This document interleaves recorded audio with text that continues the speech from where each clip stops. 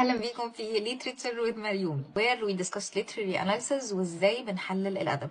هنتكلم على تالت وآخر جزء من setting النهاردة اللي هو الجو أو الأتموسفير. في الجو بقى هتلاقينا مهتمين جدا بالكلام نفسه، لأن لو كتبت لك مثلا إن الشمس كانت كويسة في الجو ده، مش حارقة أو مؤذية أو ما شابه، يبقى أنا بحطك في جو هادي مش بحسسك بضيق. تاني حاجة مهمة في الأتموسفير حاجة اسمها sensory details، وسنسوري جاية من السنسز أو الحواس، زي ذكر الأصوات، الروائح، أو حتى التكستشرز اللي هي الخامات. كل دي بتأثر على الاكسبيرينس بتاعتك اللي انت حاسسها مع الكتاب. كل ما اتكتبت بمهارة اكتر كل ما كانت اجمل. الاتموسفير بقدر استخدمه في اللعب على مشاعر القارئ او في اللعب على مشاعر الشخصية نفسها. احيانا كمان بيأثر على الثيمز او مواضيع الكتاب. كتاب زي ذا سترينجر لألبرت كامو، الشمس بتتذكر فيه كتير جدا لدرجة تحسسك انها كاركتر لوحدها. الموضوع ده طبعا كان ليه معنى ادبي. برضه من الكتب اللي ابهرتني انها اتكلمت عن الاتموسفير كان ليالي الف ليلة لنجيب محفوظ. المفروض ان الحكايات فيه كانت بتتغير كل شوية. تخيلين ان مع تغير الحكايات كان الجو نفسه بيتغير من صيف لخريف لشتاء. متخيلين الاهتمام والدقة في التفاصيل؟ الاكتيفيتي بقى بتاعت النهارده عايزاكم تفتكروا كتاب قريتوه وكان فيه كلام كتير قوي على الاتموسفير. بالمناسبة دي مش دايما بتبقى حاجة كويسة، احيانا لو الكتاب استخدموه غلط بتبقى حاجة وحشة. فيل فري ان انتوا تقولوا حاجة حتى لو حاسين انها اتعملت بشكل غلط.